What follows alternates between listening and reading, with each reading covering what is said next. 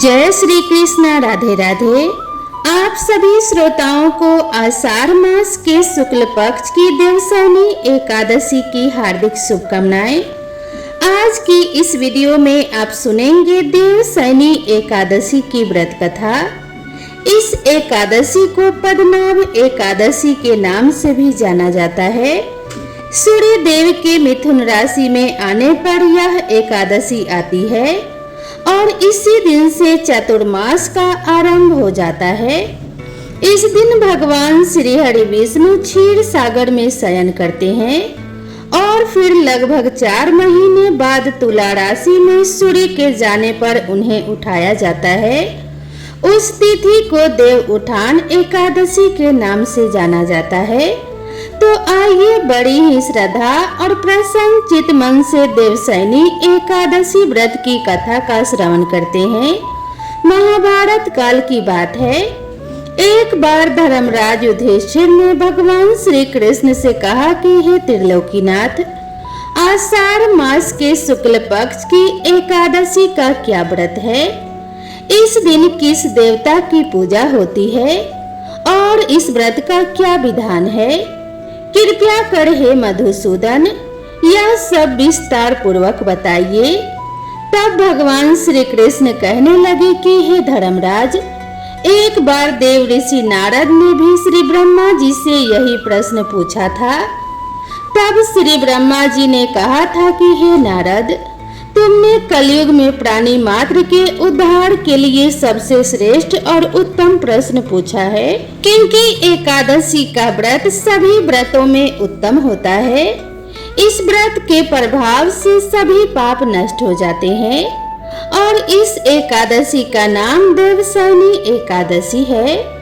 इस दिन व्रत रखने से भगवान श्री हरि अत्यंत प्रसन्न होते हैं। हे धर्मराज, इस संबंध में मैं तुम्हें एक पौराणिक कथा सुनाता हूँ, ध्यान पूर्वक श्रवण करो। एक समय मंधाता नाम के एक सूर्यवंशी राजा थे। वे सत्यवादी महान तपस्वी और चक्रवर्ती थे। वे अपनी प्रजा का पालन संतान की तरह किया करते थे। उनकी सारी प्रजा धन्य धान्य से परिपूर्ण थी और सुखपूर्वक जीवन यापन कर रही थी। उनके राज्य में किसी प्रकार का कोई दुख नहीं था और उस राज्य में कभी अकाल भी नहीं पड़ता था। कभी किसी प्रकार की कोई प्राकृतिक आपदा भी नहीं आई थी। परंतु न जाने क्यों उनसे देव रुष्ट हो गए। न मालूम राजा से क्या भूल हो गई कि एक बार उनके राज्य में भीषण अकाल पड़ गया और प्रजा में अन्न की कमी के कारण प्रजा अत्यंत दुखी रहने लगी। राज्य में होने वाले सभी यज्ञ बंद हो गए।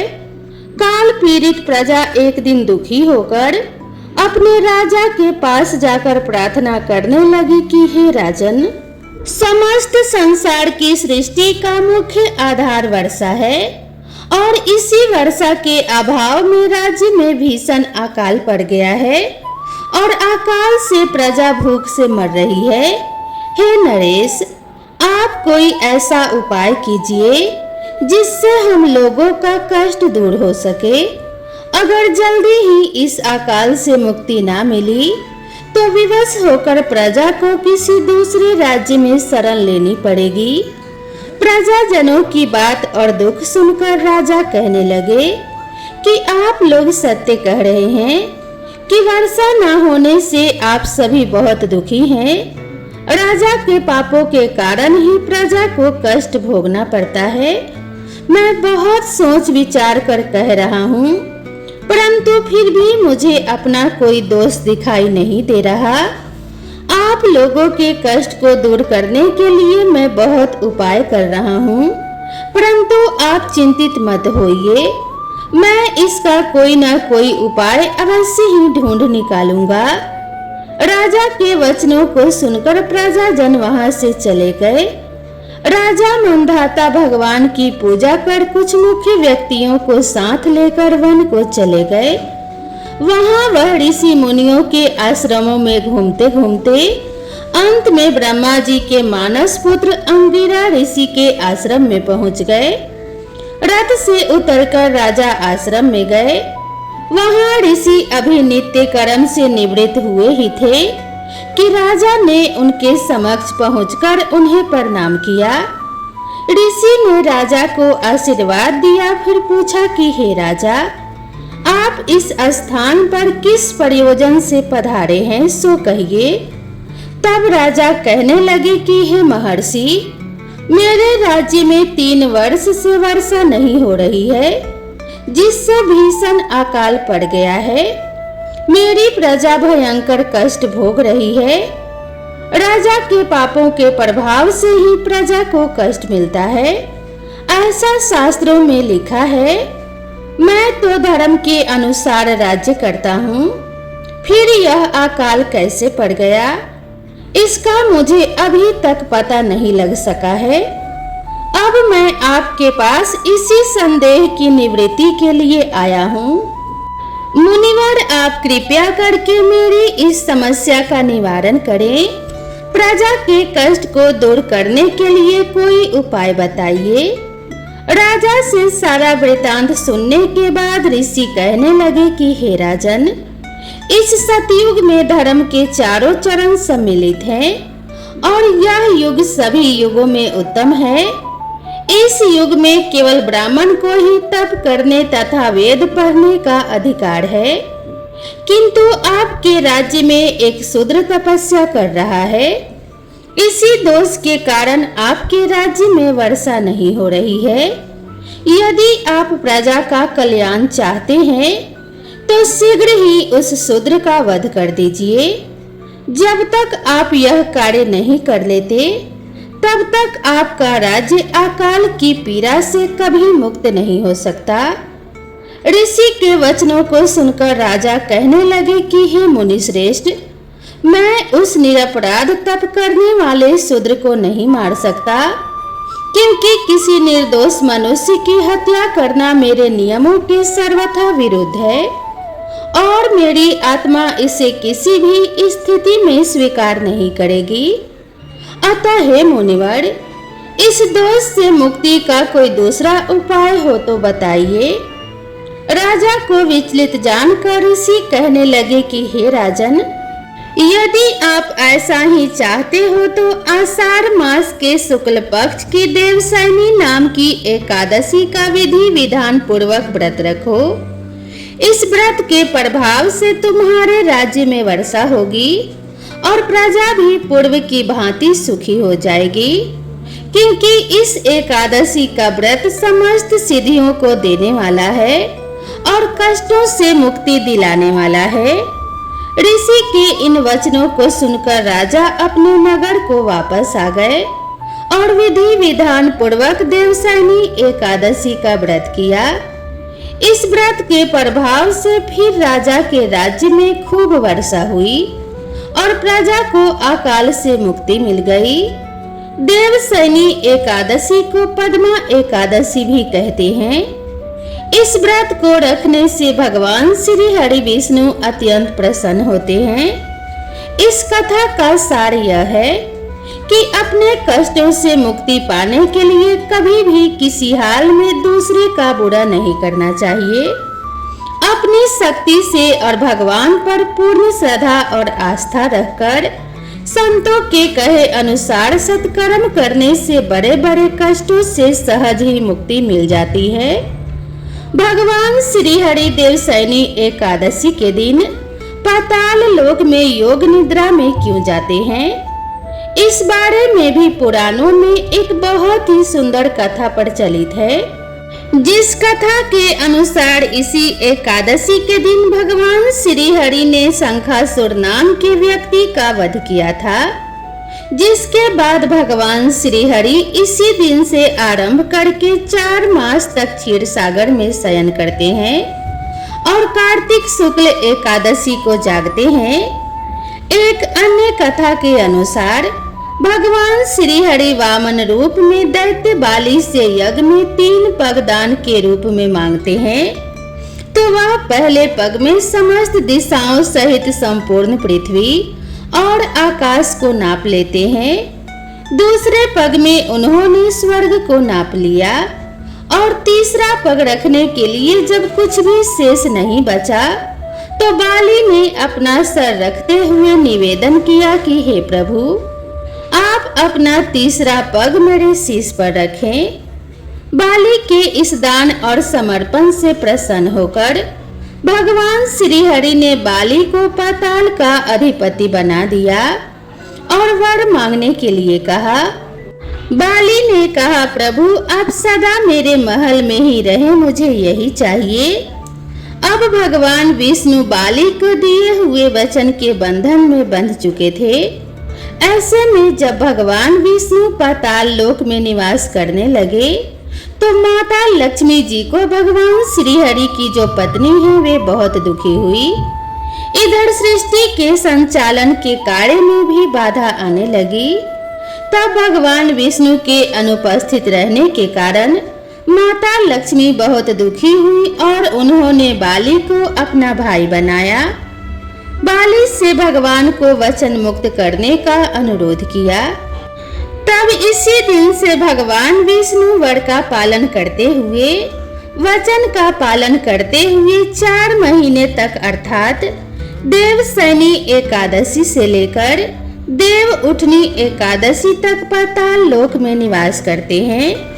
अतः देवशयनी एकादशी को सौभाग्य की एकादशी के नाम से भी जाना जाता है और मोक्ष की इच्छा रखने वाले मनुष्यों को इस दिन एकादशी का व्रत अवश्य ही करना चाहिए। तो प्रेम से बोलिए भगवान श्री हरि विष्णु जी की जय। अब सुनिए एकादशी माता की कथा। अब आइए श्रवण करते हैं समस्त पापों का नाश करने वाली भगवान श्री हरि विष्णु की सच्ची कथा, जिससे शून्य मात्र से दुख दरिद्र समाप्त हो जाता है। कनौज में एक ब्राह्मण रहता था, उसका नाम आजामिल था। यह आजामिल बड़ा शास्त्रज्ञ तथा शील सदाचार और सद्गुणों का तो यह खजाना ही था। ब्रह्मचारी, विनय, जितेंद्रिय, सत्यनिष्ठ, मंत्रवेता और पवित्र भी था। इसने गुरु संत महात्माओं सबकी सेवा की थी। एक बार अपने पिता के आदेशानुसार वन में गया और वहां से फल फूल समिधा तथा कुश लेकर घर के लिए लौटा। लौटते समय इसने देखा कि एक व्यक्ति मदिरा पीकर किसी वेश्या के साथ विहार कर रहा है। वेश्या भी शराब पीकर मतवाली हो रही है। आजामिल ने पाप किया नहीं, केवल आंखों से देखा और काम के वश में हो गया। आजामिल ने अपने मन को रोकने की बहुत कोशिश की लेकिन नाकाम रहा। अब यह मन ही मन उसी वेश्या का चिंतन करने लगा और अपने धर्म से विमुख हो गया। आजामिल सुंदर सुंदर वस्त्र, आभूषण आदि वस्तुएं जिनसे वह प्रसन्न होती ले आता। यहाँ तक कि इसने अपने माता पिता की सारी संपत्ति देकर भी उसी उल्टा को रिझाया। यह ब्राह्मण उसी प्रकार की चेष्टा करता जिससे वह वेश्या प्रसन्न हो। इस वेश्या के चक्कर में इसने अपने कुलीन, नवयुवती और विवाहिता पत्नी तक का परित्याग कर दिया और उस वेश्या के साथ रहने लगा। इसने बहुत दिनों तक वेश्या के मल समान अपवित्र अन्न से अपना जीवन व्यतीत किया और अपना सारा जीवन ही पापमय कर लिया। यह कुबुद्धि न्याय से अन्याय से जैसे भी जहाँ भी कहीं धन मिलता वहीं से उठा लाता और उस वेश्या के बड़े कुटुंब का पालन करने में ही व्यस्त रहता। चोरी से, जुए से और धोखाधड़ी से अपने परिवार का पेट पालता था। एक बार कुछ संत इसके गांव में आए। गांव के बाहर संतों ने कुछ लोगों से पूछा कि भैया किसी ब्राह्मण का घर बताइए, हमें वहां पर रात गुजारनी है। इन लोगों ने संतों के साथ मजाक किया और कहा कि हे संतों, हमारे गांव में तो एक ही श्रेष्ठ ब्राह्मण है जिसका नाम है आजामिल और इतना बड़ा भगवान का भक्त है कि गांव के अंदर नहीं रहता, गांव के बाहर ही रहता है।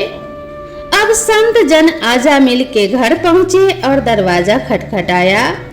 भक्त आजामिल दरवाजा खोलो। जैसे ही आजामिल ने आज दरवाजा खोला तो संतों के दर्शन करते ही मानो आज अपने पुराने अच्छे कर्म उसे याद आ गए। संतों ने कहा कि भैया रात बहुत हो गई है, आप हमारे लिए भोजन और सोने का प्रबंध कीजिए।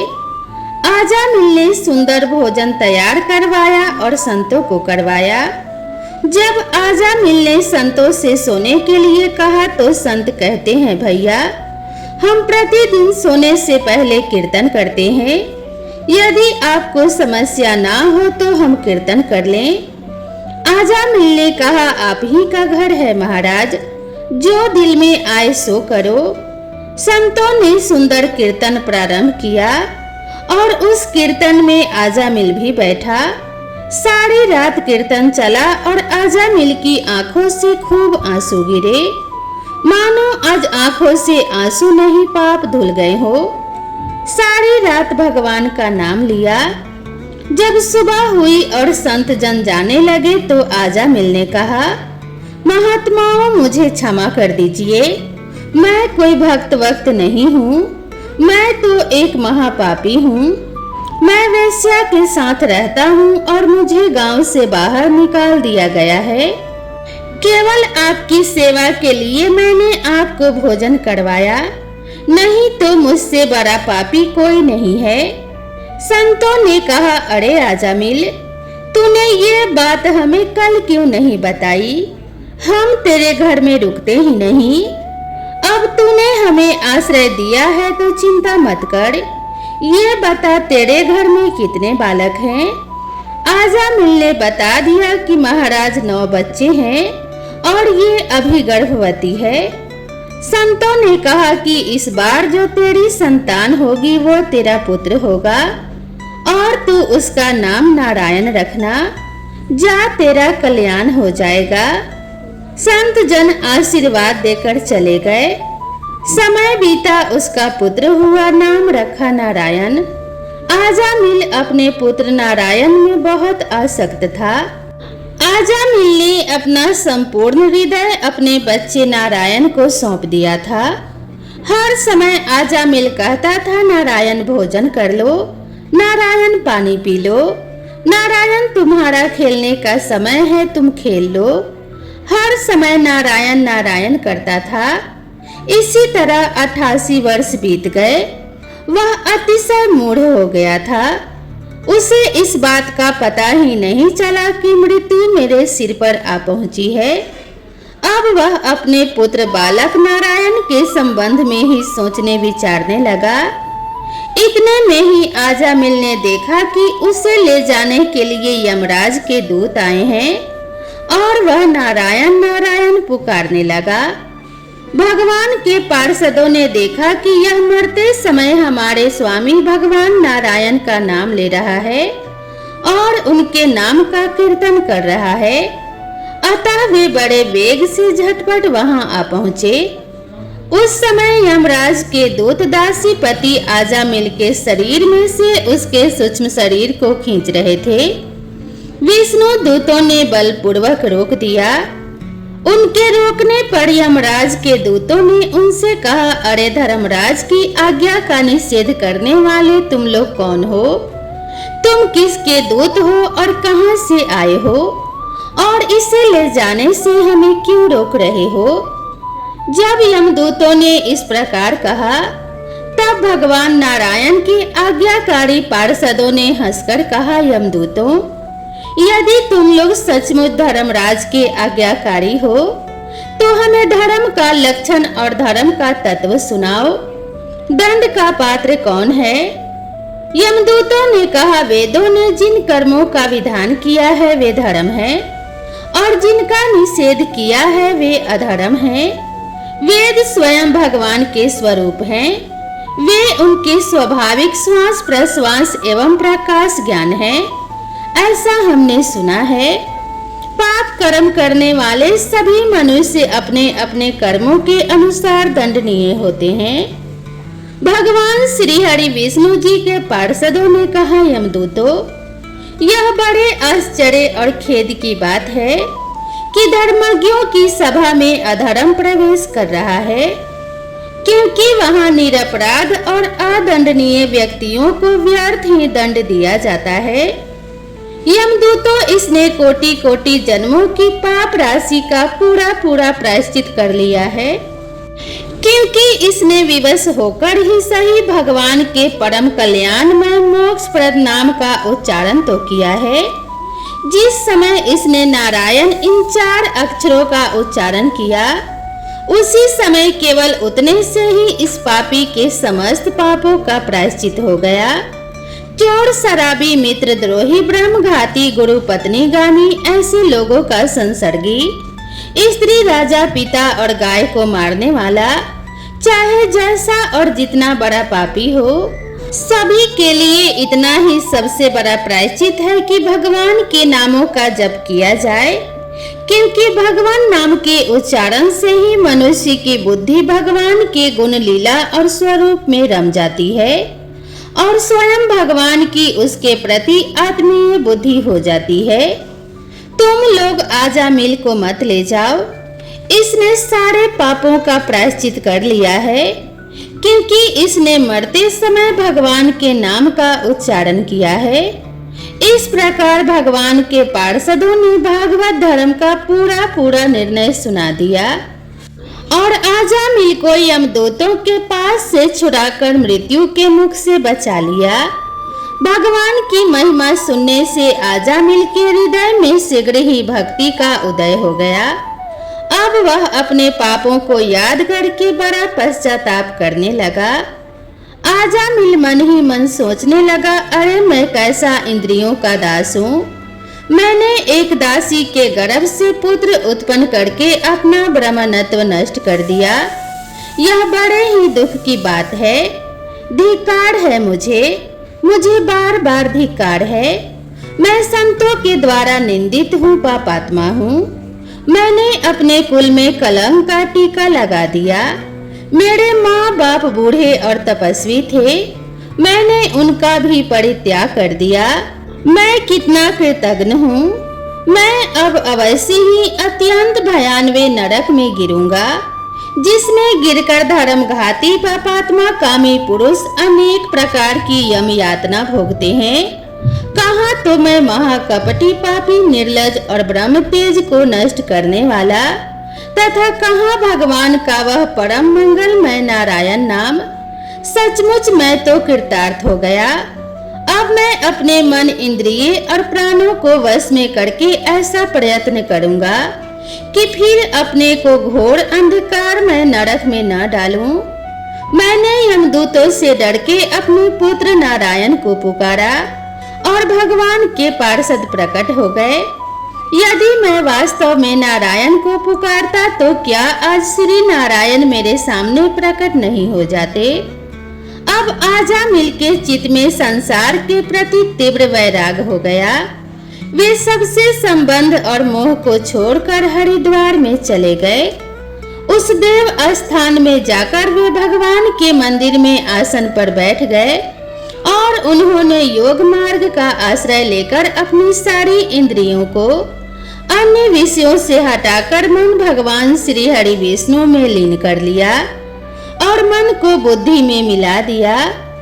इसके बाद आत्मचिंतन के द्वारा उन्होंने बुद्धि को विषयों से पृथक कर लिया तथा भगवान के धाम अनुभव स्वरूप पर ब्रह्म में जोड़ दिया।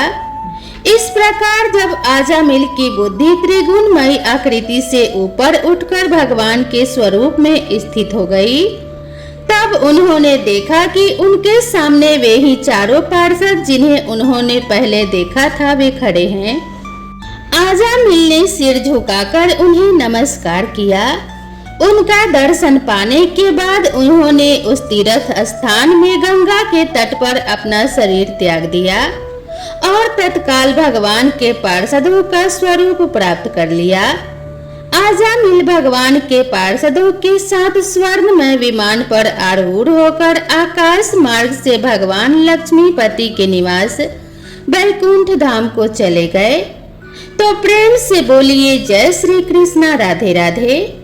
दोस्तों, आप सभी को अगर यह वीडियो पसंद आई हो तो वीडियो को एक लाइक जरूर करें और इसी तरह की नई नई कथाओं और नई नई कहानियों के लिए मेरे चैनल से जुड़े रहें। तो मिलते हैं इसी तरह की नई कथा और नई कहानी के साथ। तब तक के लिए राधे राधे।